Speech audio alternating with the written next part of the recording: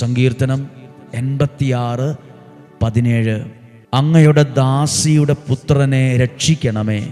അടുത്ത വാക്യമാണ് ഞാൻ പ്രാധാന്യത്തോടെ പ്രസംഗിക്കാൻ എടുത്തത്. അങ്ങയുടെ കൃപാകടാക്ഷത്തിൻ്റെ അടയാളം കാണിക്കണമേ. എന്ത് അടയാളമാണ്? അങ്ങയുടെ കൃപാകടാക്ഷത്തിൻ്റെ, എന്നെ അങ്ങ് സ്നേഹിക്കുന്നതിൻ്റെ, എന്നെ അങ്ങ് അനുഗ്രഹിക്കുന്നതിൻ്റെ ഒരടയാളം എന്നെ കാണിക്കണമേ. ശരിക്കും നമ്മൾ പ്രാർത്ഥിച്ച് വചനം കേൾക്കുമ്പോൾ ദൈവം നമ്മുടെ ജീവിതത്തിൽ ചില അടയാളങ്ങൾ തരും.